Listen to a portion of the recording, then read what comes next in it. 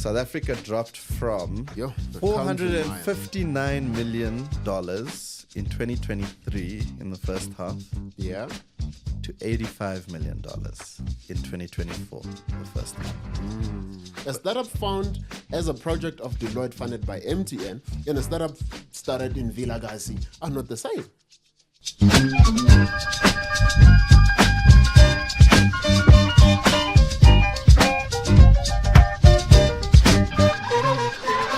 Welcome to the Angle Podcast.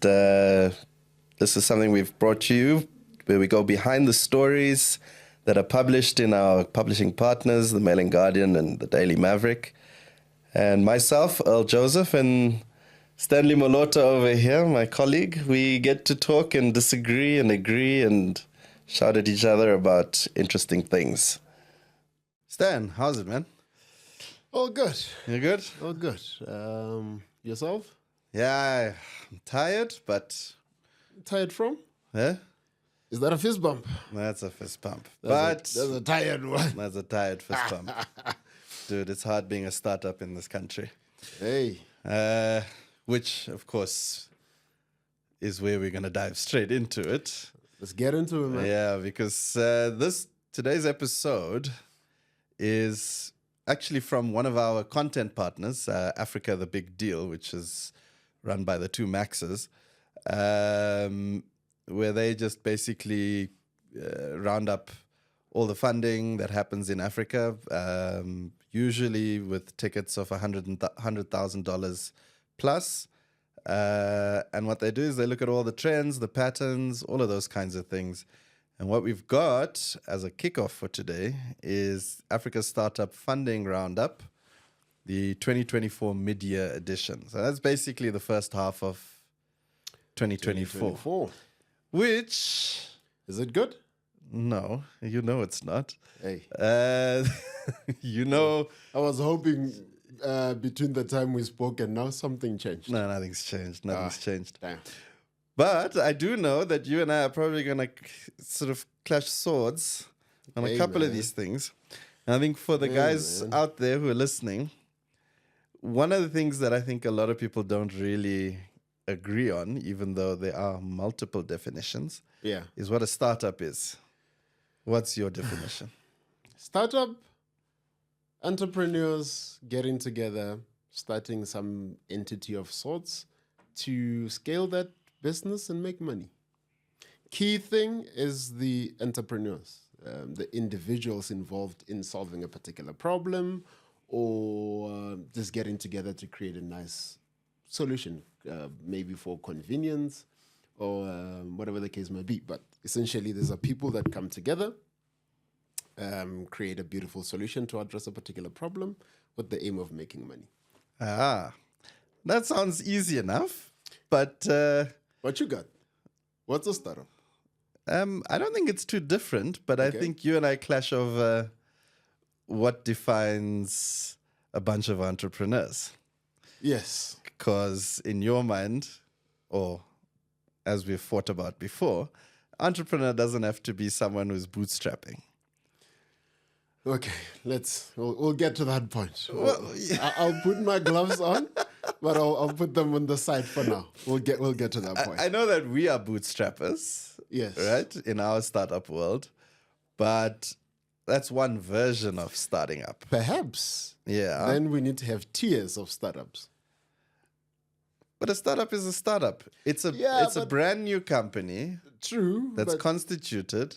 You know you're going to get to the point where you're talking investments to startup. And that's where the problem starts. Yeah, but a startup is a startup. Where you get your money from is... But that money will highly be linked to the founders of the startup or essentially to the entrepreneurs, that core team that makes the founding team for the startups. Now, if you're going to compare the startup guy from Soweto versus the startup guy from Stellenbosch, that guy is already disadvantaged from Soweto.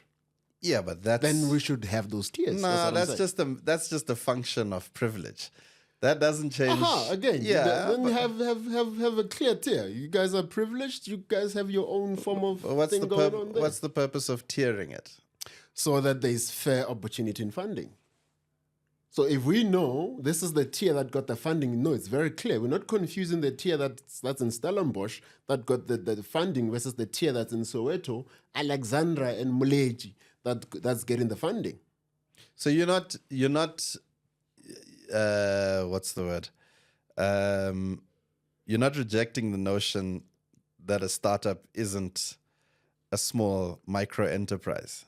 It is a small micro enterprise. No, it's not. The name SME. No, that's not a startup. Small micro enterprise does not equal a startup. Small medium micro enterprise. That's just an enterprise. That has nothing to do with startup, which is important because we have to define what a startup is in this context. All right. Well, in this context, I think it's very clear. They put it to money. Well, yes, for this particular startup funding roundup, it's quite a mouthful. But Africa, the Big Deal, is speaking about raising at least $1 million. Okay. Wait, $1 million or $100,000? No. In this particular one, they're speaking primarily about those who raised $1 million in the last. So they're comparing. But those are the 27 that they speak to. Yeah, we'll talk about that. But what's the 100,000 tier they mentioned? Yeah, that is the tier that sits. Well, they talk about those who are 100,000 plus. Yeah, that forms the bottom level of what they count. So there's a tier somewhere. No. They're just saying that to describe where most of the money is being invested. Yeah, they wanted to just get most of the money goes to the 27 that they mentioned. Exactly. So it's not a bar. Yeah, and also remember there's series, right? So and again, for those who don't know what series means, it's you get a whole bunch of capital raises. So you know, people who give you money. It starts with friends and family who put you up in their garage for a while until you build something, and then you go to the angel round where people say, "Okay, well that's nice. Is that a prototype? Is that a minimum viable product?" And they give you more money. Then you go to market, and then you get pre-seed, and then you get seed, and then you get Series A, Series B, Series D. So all of those, it's interesting enough that in the startup world, and which is something I really dislike, is that the value of the company is not necessarily only determined by the revenue you make, but also by the money you raise in investments. Which is what makes a unicorn essentially, right? Yeah, well, we'll get to what a unicorn is, because essentially, I find it difficult to understand that the value of your company. Sorry, just a sec. Yeah. Oh, good Lord. Sorry. Forgot to switch my phone off. The life of a founder. So, hey man. I'm trying to tell you. The thing about it is, in this Silicon Valley model, it goes back to the days when you had a Facebook that would go and get 200 million users, but didn't know how to extract revenue from them, right? So then people knew that there was this group of people that was using the product, and they were prepared to put in hundreds of millions of dollars, and that increased the value of Facebook. Yeah. But when you looked at it relative to the amount of money they were earning, it didn't really tally in, say, a more traditional business model. A traditional business model looks at, okay, we put money in, you sell a product, people buy the product, you earn some revenue, and then you start working out your valuations, then you invest more, and then you grow the business, etc. The tech startup world, I think, was a problem, and in the sense that it creates a false sense of value. It does in some way. And in Africa, what is an African startup in that context? So given that the Silicon Valley model, as I understand it, because I'm no expert, is that your valuation goes up consistently with every investment raise.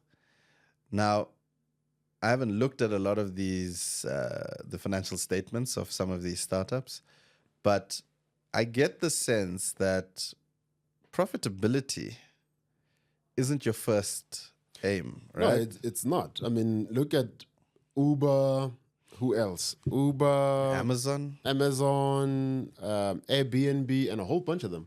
There was a report recently that, who's it? Uber just recently started being profitable after how many millions and billions of US dollars And being that, invested yeah, in it? so that, And its valuation just kept growing, but the company was not profitable. And a lot of these tech startups that we see that are unicorns essentially are not profitable yet. Airbnb hasn't been profitable. Apparently, Spotify as well hasn't been.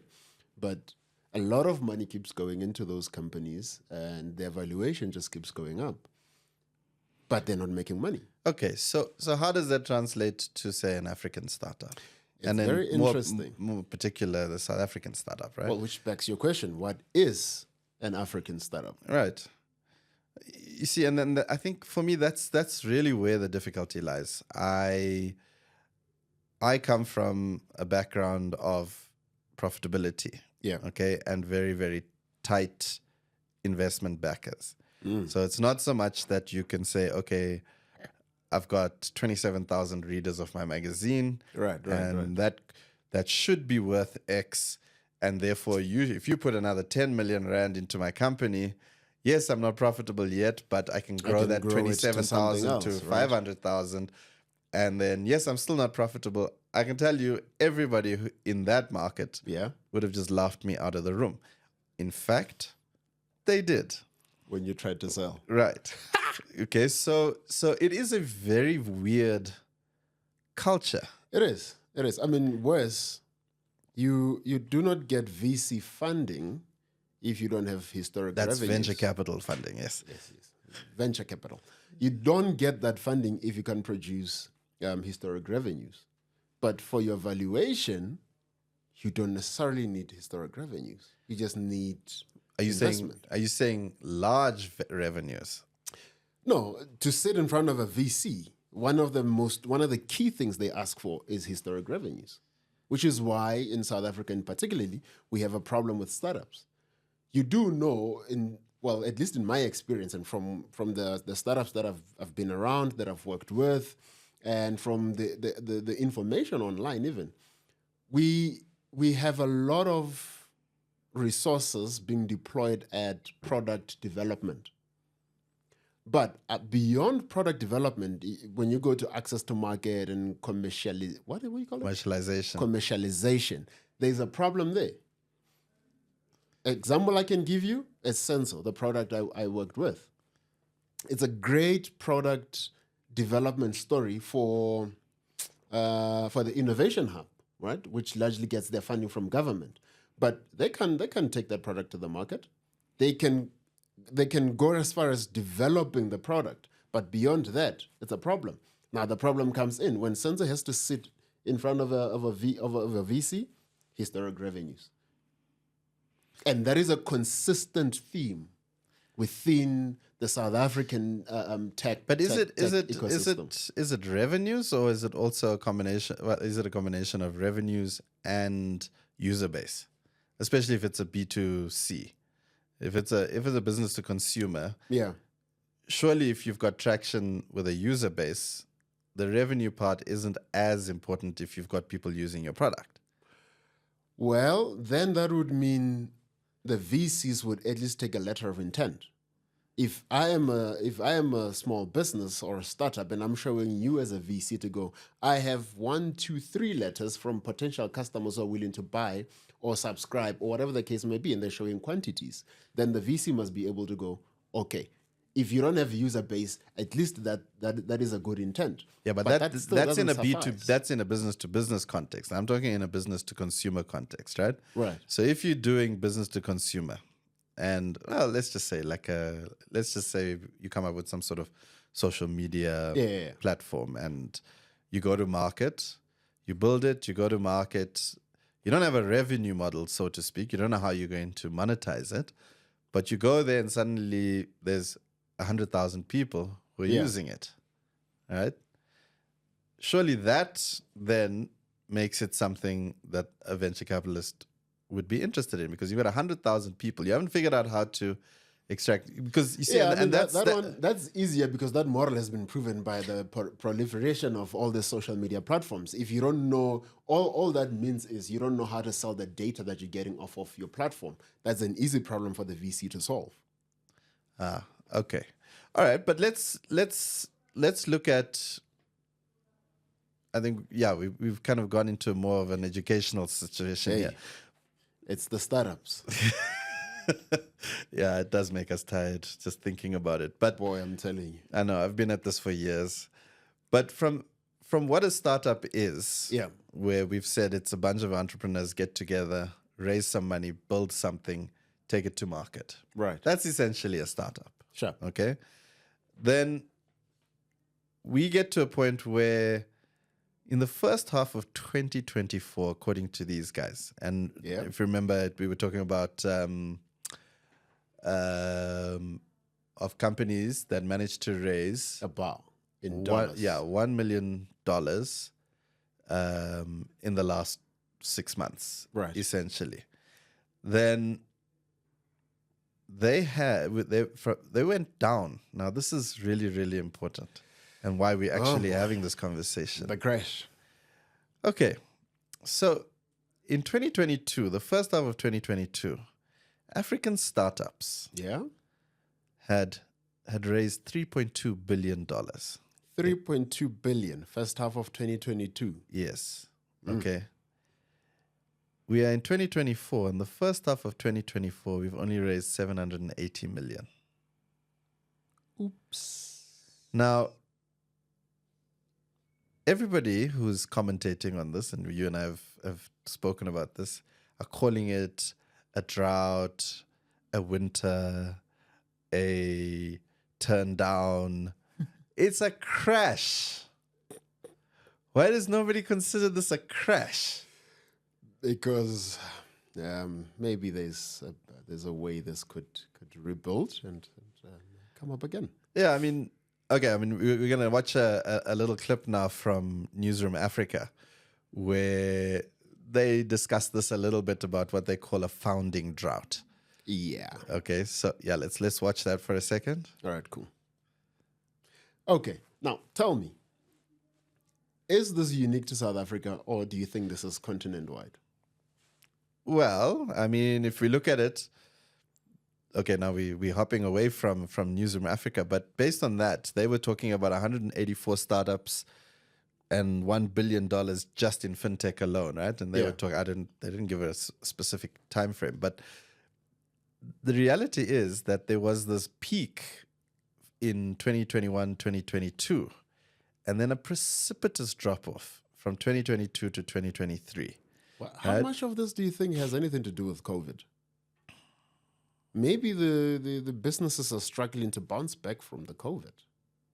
No, if you look at it from a trend perspective, COVID actually sparked the increase because 2021, 2022 were the two, bumper years, right? In investments. So 2021, 2022. Yeah, but that was perhaps if COVID continued, that trend would just keep going up. But because COVID sort of ended in 2022, however, whatever that looks like, that somehow affected the investment. I don't know. I mean, I was looking at, I think Founders Factory had some commentary, and they were saying that there's a whole bunch of factors, right? It's geopolitical issues, there's government regulation, and it goes back to some of the governance things. I know South Africa is people are lobbying for a startup act. Either was hilarious that there was one of those other websites that we went to, and they were just going, South Africa is a thriving startup economy. And I know. I just thought it was hilarious. Government is making it easier. Where?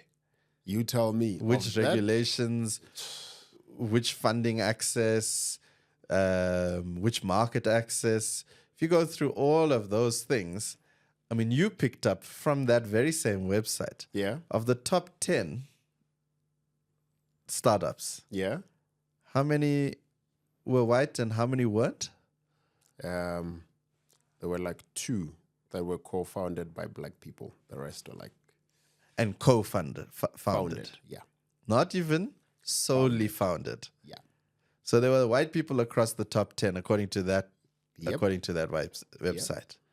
Now, that is a scary problem. to me. But I like how we're looking continent-wise, because if you look at, according to that report, even if you look at the 27 companies that are listed there, majority of them. Wait. Let's just qualify that 27 companies. The 27 companies, not 1 million plus, eh? It's 100 million. It's 100 yes, million. It's 100 million plus. Whoa. The 1 million plus is a whole other 100 million. 100 million plus other 27 companies. That makes sense. Of those 27, I think I saw about 5, if not, about around 5 that were listed as African unicorns. Anyhow, conversation for another day. But what I was saying is, what we're seeing in South Africa versus what the rest of the continent looks like, there seems to be more black-founded businesses outside of South Africa.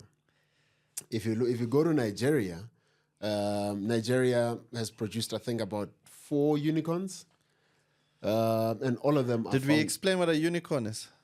I don't think we did we? I do not think so. No, a unicorn is, for those of you who don't know, is a company that's a tech startup that eventually reaches the $1 billion market value. It's not necessarily $1 billion in revenue, but in terms of market value. Right. So it's valued at that moment. Not market value. I think it's director's valuation, actually. Yeah, it's valuation. It's not related to the market. Yeah, so it's a valuation of $1 billion. Yeah. South Africa produced one. Which is nowhere to be found. Interesting, yeah, because on Africa, the big deal, Go One, which is the company, which is a edutech company. Go One is the South African unicorn, but they didn't feature on the 27 that had a raise of over 100 million. Dude, they don't feature anyway, except maybe from Forbes and a few other publications and websites. But the media in South Africa is not even saying anything about that. If you go on any search engine and you go South African unicorn, a lot of the articles will say mythical idea yet to come. The next one is. You will not find a bunch of articles that says, go on. You know why? I just thought of that now. It's actually founded by a black man. You think so? Well, is it really? Actually, it isn't. Come on. We know that it was founded by one black guy and a bunch of white guys from Australia. Yes. Let's be honest. But they have the black guy as the face of the product. Well, not in Australia. In Australia, they don't even mention him. That is true. Well, in South Africa, and Forbes is there. Well, Forbes Africa, Forbes Australia, it's all Andrew Barnes. Damn. Yeah. But look, but there goes the problem. But the thing about it is that, or the biggest issue that, I mean, we started out by talking about this precipitous drop-off in funding, right? South Africa dropped from, what was it? $459 million in 2023 in the first half. Yeah. To $85 million in 2024, the first half. All right. Now, again, we're talking about those $1 million plus, right? Right. It's scary. It's absolutely scary. And the question is, why is this happening? Hey, with startups, how does a startup get funding? Maybe let's start there. What makes a startup attractive for funding? Actually, you know what? Let's start. We'll watch this clip by ENCA. Yeah. On, what is it called? On why South African startups fail to reach potential. Okay, let's go to that. All right. So, on the basis of what these, you tell me, you found that clip, dude. What is this thing about why South African startups are failing to attract investment? I mean, from $459 million US dollars to 85. in 1 year. One problem that stood out is the attrition rate. Attrition. Yeah, there is a lot of dropouts in the startup sector. Like a lot of businesses are failing. So when that attrition rate is high, any investor would go, I'm not going there. My money's not safe. Then the second problem, maybe the second question to that problem is, why is the attrition rate that high? Well, does it go to... Well, I mean, but this is where... Then the second question is the quality of the... What do they say? The quality of the entrepreneurs. Yeah, this is where I think you and I also had a bit of a fight. Yeah. Right? Because that quality is a problem. Okay, but I don't think I necessarily agree with you on quality. I think... Do you know what they mean by quality? No, what do you mean by quality? No, do you know what they mean by quality? Who's they?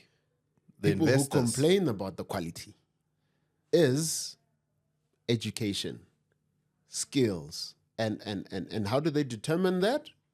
Is Earl is from media space.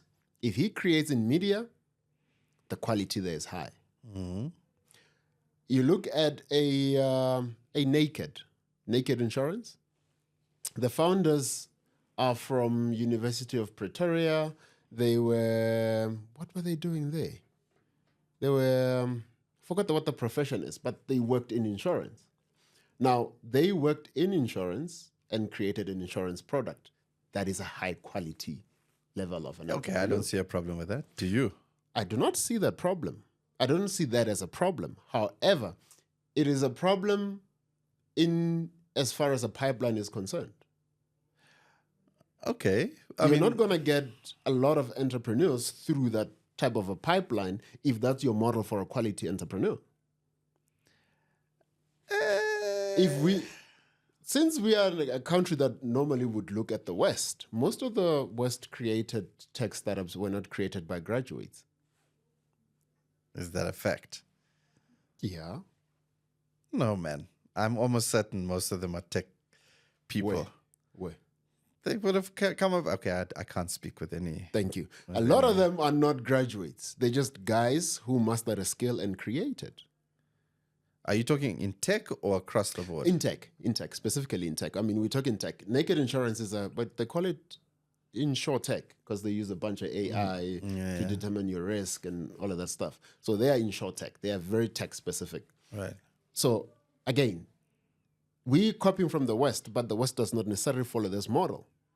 We just chose to go, okay, when it comes here, we'll pick from this tier that's educated, that's from corporate, and we'll create products. We'll take products that are from them. Now, again, hence I keep going back to this thing about tiers. Now, if you were to consider entrepreneurs from previously disadvantaged communities, what quality level of education are you going to get there? But does that necessarily mean the quality of the entrepreneur is low because they do not have a high quality education? Okay. So I think it's a complicated one because if you look at the smaller tickets, right? So what do they look at it? Like $100,000 plus, which is not a small ticket in South African terms. $100,000 is a fair whack of money. Yeah, it's a lot of money. Okay. It's like what? But there were like 400 plus startups in Africa at 100K plus. Yeah. And that came out at about $40 million. That's across the continent. Right. So clearly that number versus 780 million or at $1 million plus would speak exactly to that point. You're not going to invest $1 million plus in somebody who doesn't have a proven track record in the industry that they're going into. So, for instance, you back the jockey, especially if it's early stage, right? Yeah. So you're going to back the jockey. And if the jockey doesn't really know the industry they're going into, I'm a perfect example of that. When we tried to launch... I have a problem with this back the jockey rubbish. Why? You got to back the jockey. Yeah, but it's how you back the jockey that's a problem. Well... Do you back the jockey by saying the jockey... by looking at the jockey and seeing if they tick certain boxes, or do you back the jockey by recognizing the skill and the talent they have and creating a structure around them? In that way, you are backing the jockey. But again, it's the level at which you're coming in. You're not gonna spend more than, let's say, R500,000 on somebody who still has to skill up and Of who also course. doesn't have the experience of the industry. So I'll give you an example. When we built, Yeah. and it came out of a it's not really a joint venture. It was a company created between an equity partner and my previous employer. Right. And we built a piece of technology. Neither the equity partner was supposed to come in with both equity, cash, as well as access to market, because they Right. also own the Stockfell Association. When we built it and we tried to take it to market, Yeah. we assumed, when I say we, I'm talking about me, essentially, assumed that the equity partner would make it possible for us to take it to market. And we tried to take it to market. Eventually, we just kind of gave up. We were like, okay, the Stockfell thing is just really, really difficult to break into. Yeah. And for various reasons, okay? Then I thought, actually, I like the piece of technology. Yeah. You know what? I'm going to take it from that market and I'm going to try and productize it to go direct to consumer, not necessarily to groups. Right. Direct to consumer. Let's see if we can take it into market direct to consumer, which was a vouchering. It was actually a discounting platform. Yeah. Which had back-end integration into the retailers. And Right. the idea was that we would go and get the manufacturers, the Tiger brands, the Unilevers, the Amcas of the world, Right. to then allow us to discount in the retailers, using the retailers as redemption partners. It took me 2 years Yeah. to realize that I knew how little I knew about the fast-moving consumer goods market. It is such an, what's the word? It's such a closed ecosystem Yeah. that when you look from the outside, you make certain assumptions, and then you go in there only to realize that you made the wrong connections in your mind. So what I'm trying to say is that the quality, if I had, say, for instance, somebody from that market Right. informing the design of the product, I mean, it all worked. Right. It worked beautifully technically. But when we started to look at where the revenue was going to come from, we assumed that it would come from the manufacturers. Sure. So that we could proliferate and get traction with the consumers. But tell me here, whose responsibility do you believe it is to create an environment upon which you can, or investors can get the best out of entrepreneurs and small businesses? I ask that in this sense. You took too long to fail. You took 2 years to fail on a project or product that possibly could have taken you 6 months to fail, pivot, and then create something better. Yeah, but it was all my own money. Of course, that's invested the thing. Hence, I'm saying, whose responsibility is it between maybe investors, VCs, and government to create that environment where Earl can quickly fail, iterate, and then get to a product that actually makes sense? So if we're having a lot of startups, entrepreneurs that are creating in an environment that's full of risks, who should take that risk away?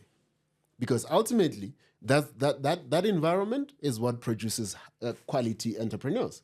If you look at our counterparts, the boys on the other side of South Africa, they have great friends and family in terms of that seed funding. Well, not seed, pre-seed.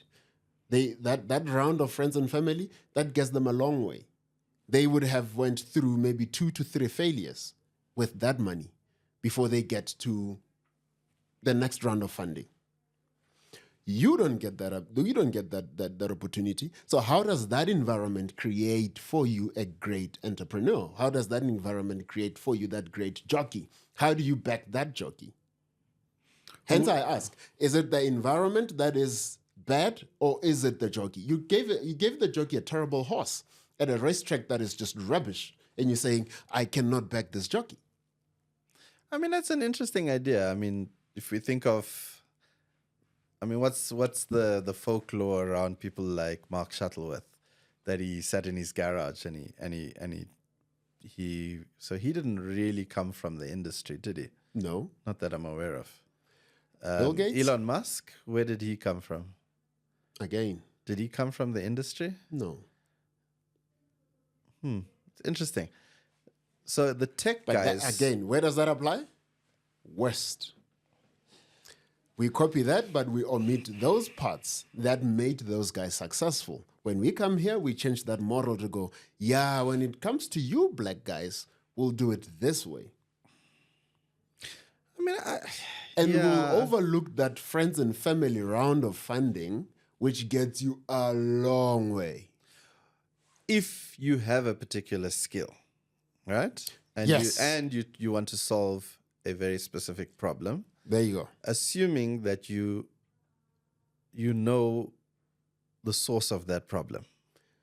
Okay. So let's just go back to my failed startup, right? Yeah. I knew there was a source of a problem because there was already an existing service, but it was only web-based. Right. Okay, and and the problem there was that the manufacturers were being cut out of the data that was created by the retailers through their rewards programs, right? Yeah. So things like Smart Shopper, etc. So it was generating a lot of data, but it was generating the data for the retailers. So Unilever created their own version of a discounting platform and said, okay, we want to at least use this as a means to gather data on our consumers, because our consumers are not engaging with us directly, they're engaging with the retailer who carry our products. So I took that, and then Unilever pulled out of that particular platform for some, I think it had to do with privacy and consumer data issues. Right. So I thought that's great, but it's only available to people with internet connections and browsers. There was no app or anything. Yeah. So we built at great cost a USSD interface to the same backend. Boy. Okay. And it made absolute sense as long as Unilever was the main customer. Your anchor client. Right. But as soon as Unilever pulled out, and I thought, okay, I can replicate this with, say, Rhodes or Tiger Brands, etc. Didn't happen. And when I would go, I flew down to Cape Town, met with the people at Rhodes, said, this is what it does, this is what it does. And then I discovered that brand managers want the data. Yeah. But the people who are in charge of the discounting are the sales guys. Yeah. So they will only discount to move volumes. But in our business model, if you moved volumes, it cost them too much. It actually increased the cost to them. Yeah. And reduced their margins. So we couldn't get around that fact because the brand managers were like, please do it so that we can get the data on our markets. Yeah. And the sales guys were like, no, I'm using my discounting to move volumes. Right. So, and they had a great relationship with the retailers. So they didn't care. As far as the sales guys were concerned, the only data they needed was volumes data, what was moving. Yeah. Right? And the retailers were giving that to them.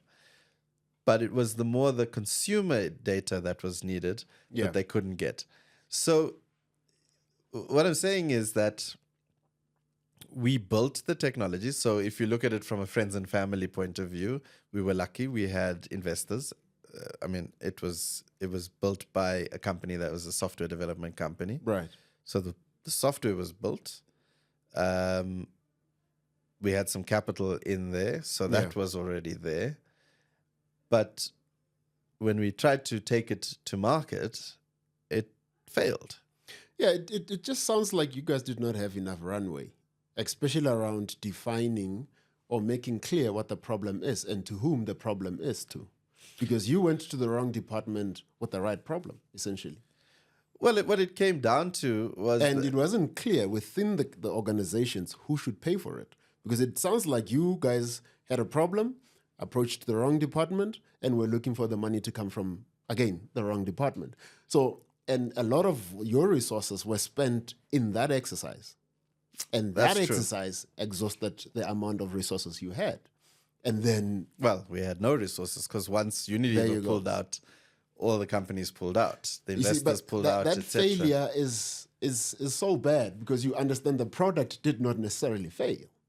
Yeah, the product's great. It's Product just is great. It's just we didn't know how to get the product to market with a revenue base. Is it fair to attribute that product to the attrition rate of startups? I think it is because as much as I've started successful Okay. companies in the past, Yeah, this was well out of my experience and comfort zone. I get that. But would you say that startup failed because it was a bad product? No, it was a good product. It failed.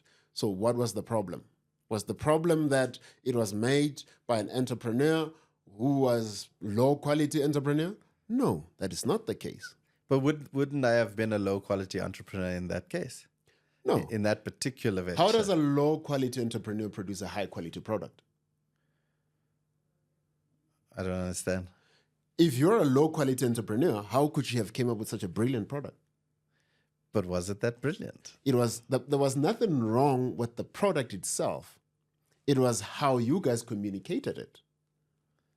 You had a communication problem. You did not have a quality problem as an entrepreneur. Well, one could say the fact that you couldn't communicate makes you a bad entrepreneur, which is not true. Not only communicate, I couldn't find the revenue source. No, but you were with the client that was ultimately to pay, but as to which department you were struggling, you were bouncing between the two departments. This department needed it, but that department had to pay for it. So it was hard to then consult the two and go, okay, you pay for it, you need it, you'll see that was tough to get around. Yeah, and that's a corporate sales problem. There you go. And that exhausted your resources. Yeah, fair enough. Now, what I can join together is this L as a poor quality entrepreneur? Is this an inferior product? Both are not true. But that product will contribute to the attrition rate of startups. Okay, I see what you're trying to say. But yeah. And we have a lot of those. We have a lot of products in South Africa that end at product. And one of the bigger problems of that is because they do not have historic revenues.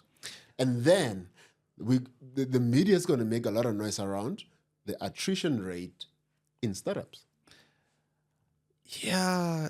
But how do you get the startups to get across an investor and be able to show historic revenues? If those guys are going to look for historic revenues, where are these guys supposed to get it? I'll give you a perfect example. Botswana is doing very well. I'm surprised it doesn't come up on the report. Botswana woke up to a realization that we will not do any better with our startups if we as government or government organizations don't become the first customers to these products. Now, what they do that side in Botswana, that product you're talking about, government would have been, some organization in government would have been the first customer to buy from that. So when you sit across someone, you go, give us more money. There, we made money. And Botswana is doing that with a lot of their startups now. And their startups are becoming more and more successful. It's just, maybe it's a thing that started maybe like 5 years ago. So that's a way of, what you're saying is that to get your runway, as opposed to just throwing cash into the business. Buy from the business. Buy from the business.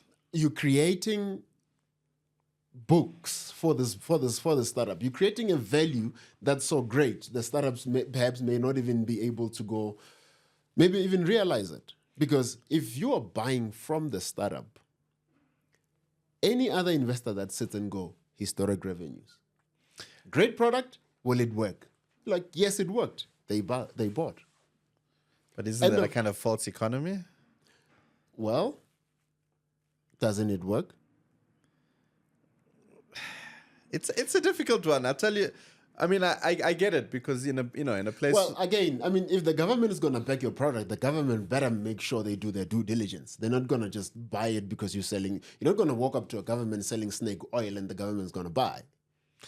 Come on. I hear you. But I mean, let's look at if we go back to the first half of this year. Yeah.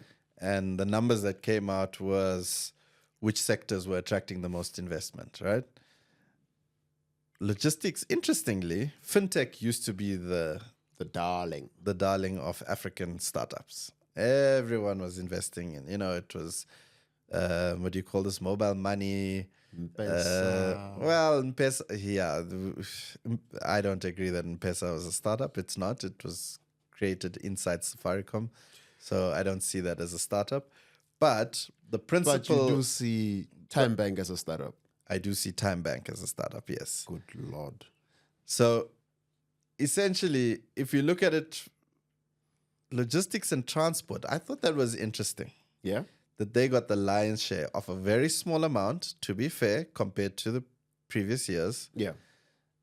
But electric vehicles, financing, and e-hailing, logistics and transport, with 12 companies, outstripped fintech. With all their unicorns. Well, I think the unicorns were kind of overinvested at that point. So I think it's now a matter of new entrants. And I think there were a couple of exits along the way, and these numbers don't include exits. That 12 companies in logistics and transport attracted more investment than fintech. Interesting. I wonder if that has anything to do with that article I shared with you around problems with fintech. Yes, you did mention it. I saw somewhere online, there were 1,800 and something security breaches across fintechs that cost on average about $40 million US. Okay, yeah, no, that's quite considerable. Yeah, but do you think maybe that's possible? I mean, possibly. Legislations are coming up here and there on this fintechs to try to regulate and control. If you're laundering money. Yeah, but it also... Some of those platforms are the perfect scapegoat for that stuff. I get it. But also I think there's also a saturation point. I mean, fintech over the last 3 years has just been massively pumped. But, there had to be at some point where the bubble bursts. Right? Yeah. So I have a feeling that's probably it. And what's on the rise is obviously energy and water. So there's lots of solar and climate tech. Right, and there's also 12 companies that were raised $1 million plus. 12 companies in climate tech. Yes. Damn. Followed by agri and food, which I think was online wholesale. I think those were 12 companies as well. Yeah, there's a lot of those online markets on farms and farm products. Yeah, those kinds of products. So those were the top 4. Now, in South Africa, we only have Time Bank. Yeah, Time, and what was the other one? Planet 42. Yeah, but Jumo is in dispute as to whether hot and cold, whether it's South African or not. Aye. What is Planet 42? Where's that guy from? Serbia? No. He is a Serbian who... No. Those guys came from Estonia. Estonia. Yeah, but they're based here. Right? Again, what is an African startup? Is it a startup found in Africa? Is it a startup by Africans? I'm sure they consider themselves Africans. I don't know. The point I'm making here is that in South Africa, good Lord, most of the money is going to these larger startups. Yeah, right? Your Pineapples, your Naked Insurance, Time Bank, etc. Time Bank, is it? What? Time Bank is a startup. It is. If you really think about it, it's a bunch of entrepreneurs. The weirdest startup ever. Look out, Deloitte comes up, MTN comes up, Commonwealth Bank of whomever comes up, and yes, but those were investors and incubators. If you think about it, it was a project within Deloitte's, right? It was an idea. So how different is that to my companies or the company that I worked for coming up with a solution for Stockfells? Then it didn't work out. Then I take the solution and as the entrepreneur, I leave the company. Do you want to know the key difference? What? Deloitte had fund from MTN. What's the difference between the company that I was working for that technology was funded? It was funded By who? By not a venture capital, but an equity partner. So the software company invested by building the technology. The go-to-market at the time was funded by the equity partner who had equity in the Stockfell Association. So I didn't invest any money in that technology. I get And it, but in any you of did those not have a learnings- big corporation put money at it, which is key. Yeah, but we don't know how much was spent on this project. Yeah, but it's very Inside clear Deloitte. online that it says MTN funded this project by Deloitte, which then turns out to be Time Bank. No. Those guys took it out just as I spun out that technology and decided I was creating a new Before it was company. even spun out, it was funded within Deloitte before it was spun out. It was funded within Deloitte, then spun out. So was mine. But it was funded within Deloitte by MTN. But so was mine. And it looks green, what is it? Yellow and black, like MTN. But so was mine. Mine was funded before I spun it out. I came out of that relationship with a piece of software. So did these guys. The fact that it was MTN and Deloitte's versus Pharos and Vilakazi Street Capital, what's the difference? I don't know enough about Vilakazi Street to go, this is where you all got your money from. But that one is well documented. It's right there. Yes, but this was not my money. It came from two companies. And again, I keep making this argument about the tiers to go, how, again, let's take, if these two companies were to compete for resources, how is it fair for an MTN-funded project within Deloitte to compete with a product from Vilakazi Street? To be considered. We don't know. To be considered. Okay, but we don't know how much money. Doesn't matter.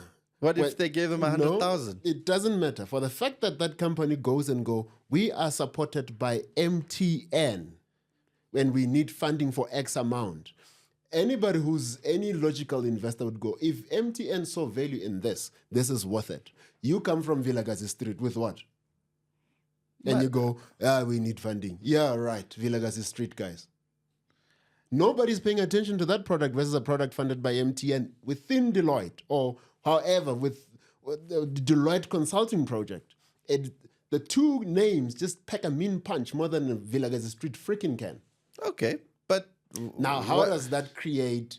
How do you then go startup from Vilakazi, startup from Deloitte Consulting funded by MTN? And these two companies are supposed to compete for the same resources in the name of them being startups. But they're at different levels. And you say there shouldn't be tiers. But it's not a tiered thing. It's the tiers are already built into How the are they amount levels of money. If this, okay, so this is 2024, right? Let's assume these two companies are sort of found within the same around a year. Immediately they start. This one was already here. The one with the project within Deloitte funded by MTN. It's miles ahead. Then the poor startup in Vilakazi Street. Well, I'm not entirely sure because we built a fairly solid product. This is what I'm saying. Technically, I think we built a highly competitive And as product. we know, that competitive product will not make light of day if it's not supported by the right institutions. Well, let's just think about that. MTN offered access to market, right? So Very that was important. So once these guys spun it out and created their own company, it's no longer being incubated. Right. This Now is it's their a company. standalone. Now it's a standalone. I did the same thing. Okay. I went back to Vilakazi Street and said, look, can you give me access to the Stockfells? Right? How different is that to those guys coming out and saying to MTN, look, I know you funded it inside Deloitte's, but how about you just partner with me to give me access to your subscriber base? You see what I mean? What's the difference? Somehow to you that's a fair advantage? But what are you asking about? I mean, I don't again, understand your issue. My issue is the amount of resource, the environment upon which you built these things that you call startups, and then putting them on the same platter and going, here are successful startups and here are failing startups. Startups in South Africa are succeeding, and here are the succeeding ones. Startups in South Africa are failing, and here are the failing ones. As if these are the same things. And they are not the same things. And you need to recognize them for not being the same things. A startup found as a project of Deloitte funded by MTN and a startup started in Vilagasi are not the same. They do not have the same resources. They don't look the same on paper. When you put forward funding requirement by a project within Deloitte funded by MTN and a project developed by Ferris, who nobody knows who that is, and by Vilagasi Street, who are these people? Why should we give them money? Yeah, I suppose that. But then the issue for me is that I don't know. I think the levels are determined by the size of the raise. So if you are at the level that I was, okay, where we had a piece of technology, we had a redemption partner, we had all of those kinds of things. The real difficulty for me was to be able to raise enough money to deal with the issues that you were talking about, right? So be finding where the revenue stream was, who within the corporates, how big was the market, could I go, could I scale, all of those kinds of things. Had I found somebody... And again, you make the point. What did MTN do? Give them a subscriber base. Yeah. Which is what you struggled with. Why? Because you were freaking Vilagasi Street. Well, I would have had a subscriber base if I could figure out how to... I mean, I could have gone back to the Stockfell Association and said, okay, look... But essentially, you needed someone to come, that you could have a conversation with, some form of agreement and go, I need access to that. No, I had that access. It was not so much, the subscriber base wasn't the issue. The issue was who was prepared to back me with enough money to create a runway that I could solve one very specific problem. Would have been a problem because somebody could have come and questioned you on the quality of that subscriber base. If they come and go, we've got a subscriber base from MTN that's already paying and spending so much money versus a banking product that will cost so much. That is clear. These guys have access to a subscriber base that's quality. You have a subscriber base to Stockfells. No, if there was anybody you could go to Stockfells through, it was through the Stockfell Association. Yeah. So of course, then you're going to go through a whole lot of things to go, what is the quality? What will they pay? There's a whole lot that research and work that would be done there. I had done that within Vilagasi Street wire. So that part I'd already done. So the only issue that I needed at that point to solve for was who was going to pay for this particular service. And that was the problem that I needed to solve. And I ran out of the runway to solve that problem. The software was there, the subscriber base was there, the partnerships were there in terms of redemptions, in terms of the platforms, etc. I just didn't know how to access the market. You see, that's my gripe, man. How do we build an alternative economy? How do we eradicate unemployment if products like that will not get adequate funding to get market access and to raise more funds? If the only products, the only startups that will see the light of day, that will be recognized as startups, are the likes of your time bank. Because that's who you're competing with for funding. Yeah, I agree with that. I do think. Hence, I go, those things should just be on their own. Well, maybe naked is different. I don't know about the rest. The time banks, those guys must just go and just go and be on your own tier. Come on now. With scarce resources as we have, you have to compete with a time bank on the name of a startup? Well, then that brings us to... by the way. Yeah. And how much do they take from that investment that's like supposedly supposed to come to South Africa? What do you mean? Like they take $100 million US. Fair enough. Then what does that bring us to? Okay, so let's bring it down a tier. Right. Okay? So let's just let's just bring it to 100,000 US. Sure. Okay? So that's, what is that, 1.8 million? Let's call it 2 million rand 2 million investment. A 2 million rand pot should have been more than enough for me to have taken that business 100%. forward. Okay? Enough runway. More than enough runway. It was small, and I could probably have brought in a consulting expert on how to navigate that ecosystem. How do we access that 2 million? And that's another issue. Hence I ask, whose responsibility is it to create that environment upon which startups can thrive? You like saying this thing about what do you call them? Hubs. Having some form of an ecosystem where you are sitting with VCs in a hub and you create some ground for skills. You have applicants coming in and you draw skills from there. And Yeah, I call it curating teams. Yes. Right. If we had those kind of environments, then that will be different. However, as we are in South Africa, we are stuck at product, what do you call it? No. At developing product development. Yeah, we will develop products that are great, unmatched. They will end there. Yeah. Argue that we don't have great products, right? Then I'll go, okay, sharp. We have great products that are struggling just at great products. So some of those newspapers and articles that say we have a great and vibrant startup culture, I think they're onto something. But we can't end at just being great products. We do not lack for products. You just made a great point with the product that you were building, Ukonga. Fantastic product. It ended at product. I think, yeah, you're not wrong. You're not wrong. We have a great product, Senso. I worked very close with Senso. Boy, great product. It's still struggling at product.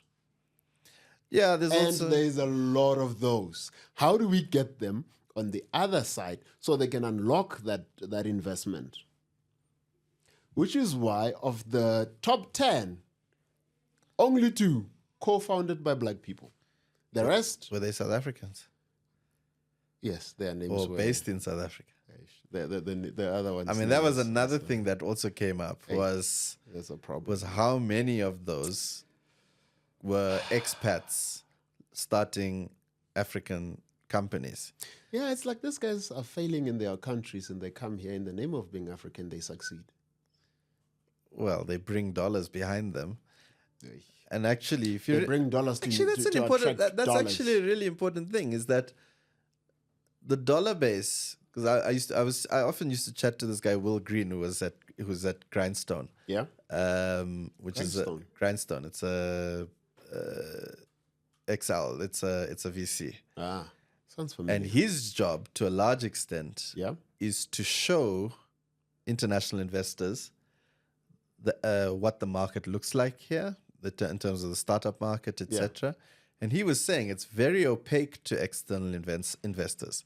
They can't really get in here because they can't see anything. Yeah. So it makes sense then that they'll back people from where they are who come in. So if somebody who's in the US or the UK or in Europe says, I am starting this business in Africa to address this problem. Then they'll back that person. The opportunity. They'll back that person because they trust that person because that person is from their own backyard. Right. It's very unlikely that an international investor is going to invest in a local business or a local entrepreneur. Right. So that means we have to find local investors. Right. And that's where I think a lot of the problem really comes in. Who are the big innovators in Africa? The biggest the biggest investors. Yeah. It's the corporates. It is. Which corporate is going to invest in somebody who's going to disrupt their business? Nobody. Nespar's 4 years ago, especially in the tech. Yes. When President Ramaphosa said invest, I think they committed about 4.5 billion rands. 3-point-odd of that money went to companies they already owned.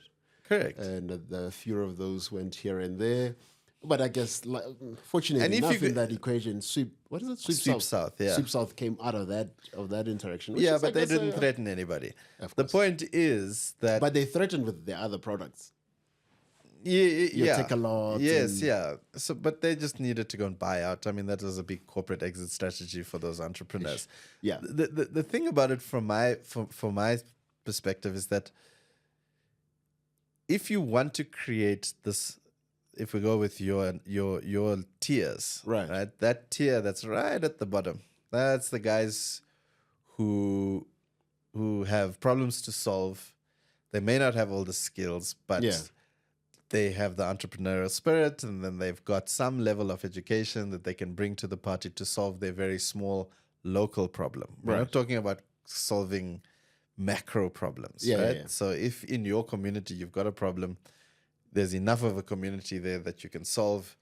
You just need access to resources. Yeah, at least demonstrate some level of capability to solve Correct. that And if you problem. don't have the tech stuff, Yeah. then come to a place. Right. And what we do know about the places that are supposedly, I mean, we're in the process of trying to put together our own media incubator, Yes, we are. all right?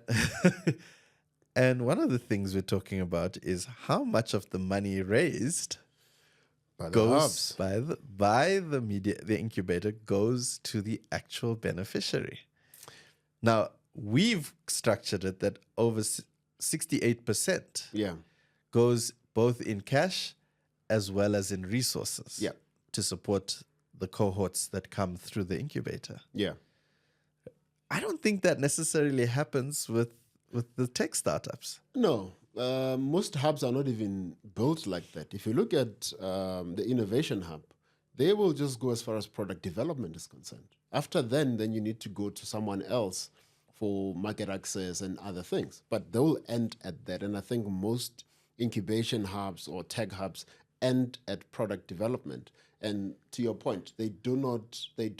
Are you talking about the government funded ones? All of them. Government funded ones are worse because they just ended product development. At least the other ones are hybrid. But where they lack is, even when you look on online, they prioritize a lot on making the hubs a co-working environment so they can generate some form of revenue. However, they don't have VCs in-house. They will occasionally invite those VCs to come and sit and check what you guys have going on here. And that creates a disparity between what the startups here are doing and what the VCs are looking for. But if you create an environment where the startups are sitting with the VCs and the VCs are creating some pipeline to bring talent into the hubs and to feed into these great minds that are solving problems, you will have a very different outcome. But currently, as we are built, we will just end at product. These hubs will give you that pre-seed, but to build a prototype, then you have to go elsewhere to go find the rest of the money to try and make that prototype a product. And you'll just end at that level. Okay. And then, while we wind up now. Is it about time? Yeah, it is about time. But I think we didn't even touch on possibly, which I think might need its own session. On gender. Ooh. I mean, all this business about backing the right jockeys. No, man, KK can give us 15 extra minutes. No, I don't. No, it's fine. Ish. The issue is, and I know I do think this requires, and I think it does require women in the room, not just us talking about it, because then that just, we're just mansplaining shit. The idea, I mean, I thought these numbers were freaking crazy. From that 780 million that was raised in the first half, only 63 million went to female CEO founded companies. Damn. That's 8%. That is an interesting problem, though. Well, it means that as much as we're bitching about the fact that jockeys aren't being backed, we're making the assumption that women are even worse jockeys. Oof. Just by virtue of them being women. There you go. So, poor emphasis. Again, this jockey thing is a problem. It's a problem, man. Get rid of the jockey rubbish and look at the problem being solved if it's a problem worth investing in. Stop. This jockey thing is a rubbish, man. You've got to have a team and that's solid enough. You know why? They'll pull up the rubbish that says women-led organizations are safe. They're most likely to go bankrupt. And they don't grow that fast in revenue. So, which is why women do not have that high risk appetite. Men are very risky. They are more prone to take risk, and which is why they'll get into a high risk environment like startup, the jockey. Yeah, I think we might not be talking about the same type of jockey. But Is it a jockey or is it a thong? No, it's a jockey, but I do think no, now you're just being rude. Okay, but listen, I think so. I think let's just agree. Well, I think we are in agreement, Yeah. although I think I dispute the notion of the jockeys, but I think we're in agreement that the South African and the African startup environment Yeah. is hostile. It is. Yeah, and It I think is. it's more is. exceptionally hostile to women in particular, and I think we will pick that up in the next one. Yeah. But dude, you made me even more tired now. Yeah, I'm finished. All right, I'm man. finished. All right, man. It's been a nice one. Yeah, Thank you. sharp. Ladies and gentlemen, thank you so much for watching the Angle podcast. Be sure to subscribe, like, and share. The link to the article will be in the description below. Be sure to check out our other shows for Frame of Reference and the beautiful finisher that you see here. It's thanks to the Daily Store. Joey, we see you. Thanks.